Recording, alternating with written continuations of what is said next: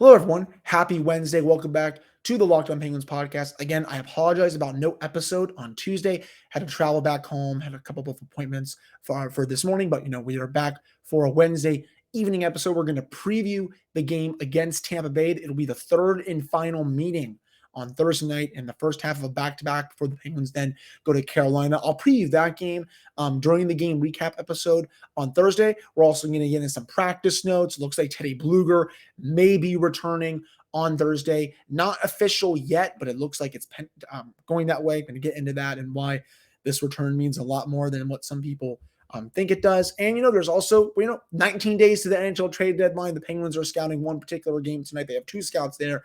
We're going to get into that and, who the Penguins could be scouting. So look for that right after this drop.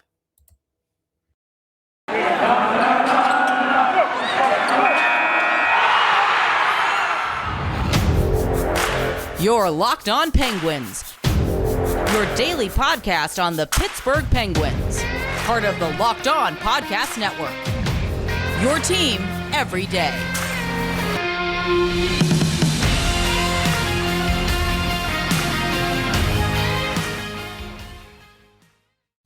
Hello and welcome back to another episode of the Locked On Penguins podcast. I am your host, Hunter Hodes. Remember to follow me on Twitter at Hunter Hodes.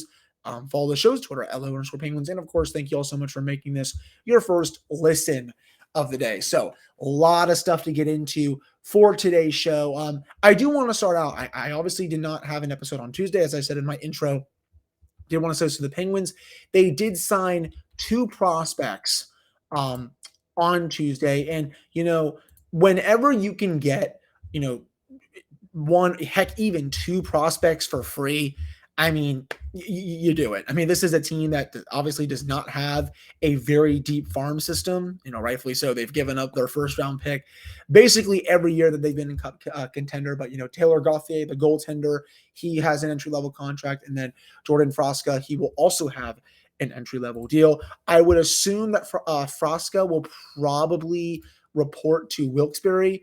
The goaltender Gauthier, of course, I think he'll probably go to Wheeling. That's just, my personal opinion. After this season, of course, remember, they're going to finish out their seasons with their junior hockey clubs, and then the NHL deals will begin next season and run through the 2024-2025 season. So, again, after the season, I would assume that, one or both will go to Wheeling or Wilkes-Barre. Frasca's been pretty good. Has 65 points this year. I don't really look at plus minus as a lot, but plus 29, has 13 power play goals. His 32 goals actually, they lead his team, and it's fifth in the entire OHL. Honestly, if he probably didn't have those point totals, he was not going to get this kind of deal. I mean, he's been that good for a reason. I think a lot of teams have been looking at him. Now, do I think he's going to reach the NHL? Probably not. I'd say his chances are, I shouldn't say slim to none, but, maybe 70-30 that he doesn't. The goaltender maybe a bit more below that. But again, anytime you can get prospects for free for not giving up anything, you do this in a heartbeat. There's really no risk for the Penguins to do this, or there's no reason for people to be mad about it. So I'm totally fine with it. We'll see how they can do. And some of the teams below the Penguins, and of course, going into training camp for next season, I want to see how they impress with that as well. So those are my thoughts on the Penguins' couple of entry-level contract signings from Tuesday. Also, we officially did get, as I teased early on, so Teddy Blueger, he has started taking full contact. He was full contact again on Wednesday. So he wasn't doing regular line rushes. He was rotating in, but he was doing regular penalty kill rushes with Brock McGinn. So what that, I think, kind of tells me he may do line rushes at the morning skate, and then Sullivan will do his annual game time decision. He's been practicing with the team, obviously, for a week now. As I said, full contact the last couple of days. I think he will play on Thursday, and, it's going to be such a welcome return for the Penguins. The penalty kill has really struggled as of late. I just don't think people realize, how much ice he takes up on that unit and how well he's able to read plays just on a consistent basis. He is the glue to that unit. I know the unit still ranks, number 2, number 3 in the NHL. It was number 1 for for most of the season, but ever since he's went out, their efficiency has gone down. It's not going to be anything like last year's or anything like that. That was the bottom third of the league. But, the PK needs him healthy. So, so that they can just, continue to get back to where they were at the start of the season where, no power play could score on him. Obviously, even strength wise, the team badly misses him. He's a good offensive player. He's also great defensively. He can match up against really any line in the league. Him with McGinn and Aston Reese is one of the best fourth lines in hockey. Before Blueger got hurt, they had a lot of ice time together, and their underlying numbers were trumping what the Tanev, Blueger, Aston Reese line did last year. It's pretty crazy guys to think about, because I remember when Mike Sullivan would throw that line out against any line, and they would do pretty good, but then he did the same thing with this one, and the results were even better. So I cannot wait for Teddy to be back. I'm really hoping that it is on Thursday against the Lightning. As for who comes out, see, I am not really too sure. I want to say it's going to be Dominic Simone. I think Brian Boyle has been playing pretty fine lately. He's been doing the thing that he's done all year. He continues to impress. He's not going to wow you, in a lot of instances, even though he's halfway to double-digit goals this year. But I think he's probably the 13th forward at this point, more so than Dominic Simone. So that's who I think would come out of the lineup, the latter, that is Simone, for Blueger, though there obviously is a chance that it could be Boyle. But again, I do think Teddy Blueger comes back on Thursday. If he does not, then there's a chance that it's Friday against Carolina. And then if somehow that's not the case either, which again, I think is unlikely, I've obviously been wrong before, he'll definitely be back on Sunday at home when the Penguins take on. I'm making sure that it is the Panthers and not the Golden Knights, because I don't want to get this. Yeah. So actually, no, excuse me. It is not on Sunday. I thought they've been playing on Sunday so much lately that I think every time now they play on that day. So my apologies. It is Tuesday they play the Panthers. I got the opponent right. Just didn't memorize the day for some reason, even though I normally do. So if he does not play these next two games, definitely will play on Tuesday.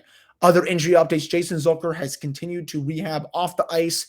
He has not started skating. Louis Domingo has been skating quite a bit before practices, so it looks like he's progressing from his rehab. Mike Sullivan has still not named a starting goaltender for the game against Tampa Bay. Again, if I had to guess, this is, I have a 50-50 shot. I think he's going to go to Smith against Tampa, Jari against Carolina. Now, could he easily do the opposite? 100%. And honestly, with my luck lately, I think he probably will. I'm just going to clown myself with that. But I think Mike Sullivan is going to do the whole, it's a divisional game, and I want my starting goaltender to play a divisional team, because the Penguins still have a chance to catch the Hurricanes. Remember, Carolina actually lost on Tuesday in overtime to Detroit, so the Penguins are only 5 points behind them. And if the Penguins are able to win that game on Friday, they'll be able to close the gap, even more. So, we'll have to see if the Penguins can somehow sweep this back-to-back. I'm making sure, I know Carolina does not play on Wednesday night, but I'm wondering if they have a back-to-back. Yes. So they play Washington on Thursday. The Capitals have stunk lately, but if the Capitals can beat them in regulation and the Penguins can beat Tampa Bay overall, Penguins will be 3 points back of the Hurricanes. Then if the Penguins can obviously win on Friday, they'll be 1 point back. I know the Hurricanes will have a couple of games in hand, but, then it's a bit more of a race. I know the Hurricanes have pulled ahead a little bit. I get it. They have games in hand too, so it's going to be that much tougher for the Penguins to get first place. I still think right now they're probably going to play the Rangers in the first round, but the opportunity is there with this back-to-back, especially if Carolina loses in Washington. I know it's probably unlikely, but any given day is what I like to say. So, these are two massive matchups. And I will say, before I get to the commercial break, when I will preview the game, before I get to the commercial break, we'll preview the Tampa Bay game after that. I want to say this, with the Penguins schedule coming up, they are going to play a lot of really freaking good teams. They have Carolina twice. They have Florida. They have Tampa Bay. They have Vegas. They have Nashville twice. They still have to play Colorado twice. They still have to go to St. Louis. They have the Rangers 3 more times. They have Carolina another time later on in the year. I know they're going to have to run the gauntlet, but I think people need to temper their takes if they lose a couple of these games. Hell, everyone, the Penguins are probably going to lose half of those games. But you know what? Does that make them a bad team? No. It just means that, they're splitting with the best teams. And that is usually what happens. When a team is a contender, they're not just going to blow past all the teams that are right there with them or, even a little below them. They're going to all be really good games. Are they going to lose some? Yes. Are they going to win some? Yes. There's no need for all the hot takes on the internet or wherever else you see them. It's just that is what is going to happen. Now, could the Penguins go on a long winning streak here? Sure. Nothing would surprise me. That said, what's more likely to happen is that they're going to win a few of them. They're also going to lose some. And the Penguins are going to be perfectly fine at the end of the day. They're going to be big tests. I understand that. They're basically playoff warm-ups. But I'm still excited to see how they do against some of the best teams in the league. It's time for the Penguins, I think, to prove themselves, to the best of the best. But before we get to our next segment where we'll preview the game against Tampa Bay, this is the time of year that I've pretty much given up on all of my New Year's resolutions, but not this year. I'm sticking to my resolution to eat right, thanks to Built Bar. It almost feels like it's not really a resolution because I actually enjoy eating them. Puffs are a fan favorite with some incredible flavors. I hope you've tried the Puffs as well. They have a lot of cinnamon, churro, coconut, marshmallow flavors, banana cream pie. These are definitely going to be your new favorite. There's obviously for all of Built Bars, they're covered in 100% real chocolate. And yes, those include the Puffs. You can go to built.com and scroll down to the macros chart. You will be blown away. There's high protein, low calorie, high fiber, and low carb. Most Built Bars contain 130 calories, 4 grams of sugar, 4 grams of net carbs, and 17 grams of protein. If you compare that to a candy bar, which usually has around 240 calories, 30 grams of sugar, and dozens of net carbs, go to built.com, use promo code LOCKED15 and get 15% off your order. That's promo code LOCKED15 for 15% off at built.com. All right, we're back here on this episode of the Locked On Penguins podcast. I am your host, Hunter Hodes. Remember to follow me on Twitter at Hunter Hodes. Follow the show's Twitter at @LO_Penguins. And before I forget, I am wearing, first off, for those on YouTube, I'll stand up a little bit, my big Jeff Carter shirt, Score Goals, Crush Beer. It is absolutely beautiful. And, of course, this bad boy just came today. For those that are watching, I will just say it here. I have my How About That Effing Save shirt that Pittsburgh Clothing Company made with Tristan Jarry at the full front of that. Just absolutely beautiful. Shout out to Pittsburgh Clothing Company. They absolutely killed that shirt. It's probably their best one yet, at least in my opinion. Now, to preview the game against Tampa Bay. So the Penguins, if you all remember, I'm sure everyone that listens to this podcast remembers what happened during the year. Penguins, first game of the season, the Lightning are raising their 2-time Stanley Cup banner. Penguins go in there, absolutely blitz them. John Cooper basically said, we stunk, and credit to Mike Sullivan. The Lightning then came to Pittsburgh. I thought the Penguins played well in that game. Remember, I believe the Penguins only scored one goal. I think it was like a 3-4-1 final. It was just Andrei Vasilevsky was that good. And remember, that was at the time where the Penguins were just really shorthanded. Sid was not back yet. Gino was not back yet. They were having a huge COVID outbreak as well. They were playing players from the AHL team. It was not a lineup that's going to beat the Lightning 2 times in a row. But, for this one, Penguins are almost fully healthy. The Lightning almost all are as well.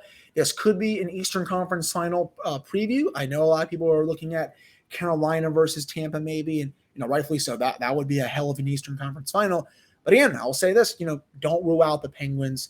But, we all know how good the Lightning are. In goal, they are led by Andrei Vasilevsky. He has been ridiculous this year. 19 goals saved above expected. That's third in the NHL as a .921 save percentage, 2.27 goals against average. Until someone can beat that guy 4 out of 7 times, I got to side with the Lightning potentially going into the playoffs.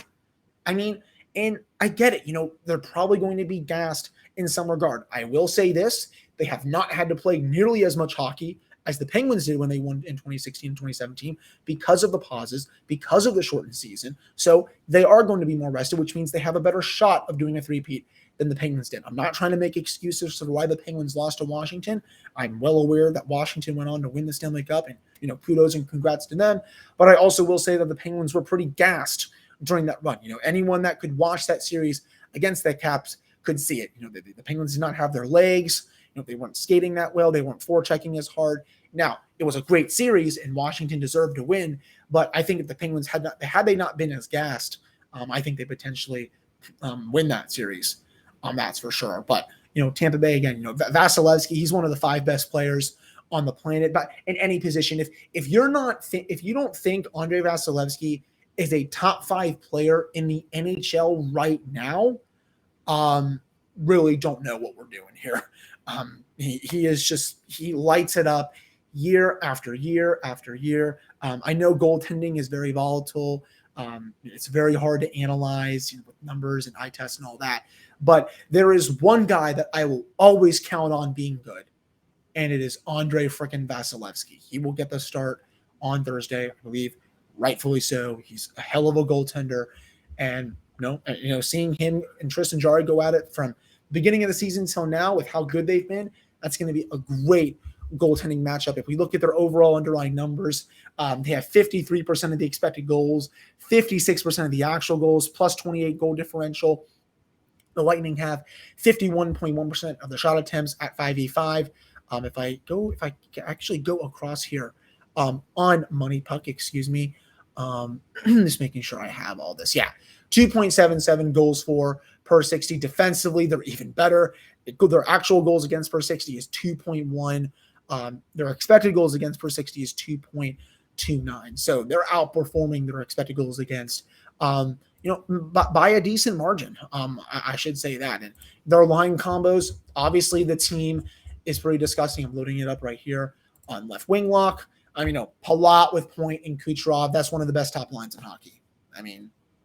If we're not talking about that line being probably one of the top 5 lines in hockey, then I don't really know what we're doing here. I'm trying to find actually their underlying numbers on Money Puck, if I can see it up here real quick. Well, I guess I cannot for whatever reason. But Kucherov, he's been banged up a little bit this year, but he's still one of the best players in hockey. Braden Point, he's fantastic. Palat, he's always been underrated for so long. And obviously does not stop there with Steven Stamkos having a heck of a year. Alex Killorn, Matthew Joseph, the brother of P.O. Joseph, Ross Colton and Anthony Cirelli on the third line.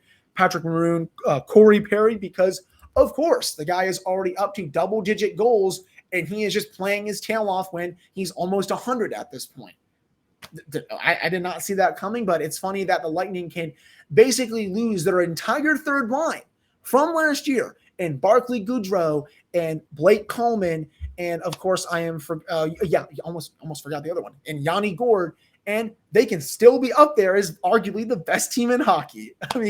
It really is something to behold that they're just able to replace those 3 guys in the snap of a finger. It's ridiculous. If you ask me. Going to some of their obviously their defensive pairings, Victor Hedman, he's been one of the 3 best defensemen in the league this year. Mikhail Sergachev, Eric Chernak, Ryan McDonough, John Ruda, Andre Suster. So it's a pretty solid defensive core. Oops. I just screwed up saying that. Their defense is pretty solid. I don't know why I keep screwing that up, but I'm done. Whatever, we're going to probably edit that out, at least on the audio. The video, this is just going to have to stay. But again, this is a team that I do not think enough people are talking about. And I get it. They just won 2 in a row. Colorado's been awesome this year. Florida's been great. Obviously Carolina's awesome. The Rangers, the Penguins. But at the end of the day, this team just won 2 in a row. And last I checked, they have basically their entire core intact. Someone still has to go out and beat Andre Vasilevsky 4 out of 7 times. It does not happen often. So chew on that, Penguins fans. The Penguins, that would be, I think, a very tough series for them to win if they were to play them in the Eastern Conference Final. I will say that. But coming up here in the next segment, I'm going to go into a couple of trade rumors that I've seen from Wednesday night. I'm going to go into who the Penguins might be scouting from one of these games that I saw they have 2 scout sets. So look for that coming up right after this commercial break. All right, we're back here on this episode of the Locked On Penguins podcast. I am your host, Hunter Hodes. Remember to follow me on Twitter at Hunter Hodes. Follow the show's Twitter at LO_Penguins. So tonight, David Pagnotta of the fourth period, he said 10 teams have reps for the Buffalo Sabres Toronto Maple Leafs game. Dallas, Columbus, Ottawa, Edmonton, Los Angeles, Seattle, Florida, St. Louis, Carolina, and the Penguins. But the Penguins are the only team that has 2 scouts at that game. So it's interesting. I don't really know who the Penguins could be looking at. Toronto, I don't really think they would be because I don't think they're going to make a trade with them by the deadline. But Buffalo, they're basically out of it. But one player that does come to mind, and it basically is a dream scenario, is Tage Thompson. He has been electric this season for Buffalo. I don't think it's realistic just because, he has 22 goals, 40 points. He's only 24 years old. His contract next year is $1.4 million against the cap. It makes so much sense. But, what is that price tag? Has to be 3 to 4 pieces, if not more. Definitely a first-round pick. Definitely a top prospect, and probably an NHL player or another NHL or another top prospect to go along with that. I don't know if the Penguins have that kind of package that they can offer the Sabres for Tage Thompson. Again, does it make a ton of sense for Pittsburgh? Abso-freaking-lutely. He has over 20 goals on the freaking Buffalo Sabres, for God's sake. This is one of the worst teams in the league. He's a center/right wing. He can play either position, but you can put him on Evgeny Malkin's line. Imagine a Heinen, Malkin, Tage Thompson second line with Gensel, Crosby, Rust. Then you can maybe roll out Zucker with Carter and Rodriguez, and then Aston Reese, Blueger, McGinn. That is a sexy forward lineup if I've ever seen it. Obviously, that doesn't include Kasperi Kapanen. Maybe he would be scratched, or maybe he'd be set in the trade as well. I'm also going to get to Kasperi in a couple of minutes here, but that would be a very deep forward group. Outside of that, I don't really know who else the Penguins would be looking at from the Sabres. I'm going to go to their left wing lock here as well, just to see if I can find a couple other players here real quickly. So Jeff Skinner, no, I don't think that. He has too much on his contract. Alex Tuch, there's no chance Buffalo's trading him. Kyle Oposo, I doubt it. Dylan Cousins, they're not going to trade him. Casey Middlestat, I honestly don't think Casey Middlestat is that good. I think he was a bit overhyped coming into the NHL, and he really hasn't done much to prove me wrong in that regard. Peyton Krebs, I don't think Buffalo's going to trade him. Victor Olofsson, he would make sense, but my problem with him is that he's a power play specialist. He does basically next to nothing at even strength. If I go to Hockey Reference here, last year, almost all of his goals were on the power play, and this year, so 7 goals, 24 points in 44 games overall this year. He's been better at even strength this year. 6 of his 7 goals were at even strength. Last year, though, 7 of his 13 goals came on the power play. The year before that, I will say this, 11 of his 20 goals in 2019-20 were on the power play. So this is really the first year that he's not, scoring a lot on the power play, though I kind of think that's more of an outlier than it is, you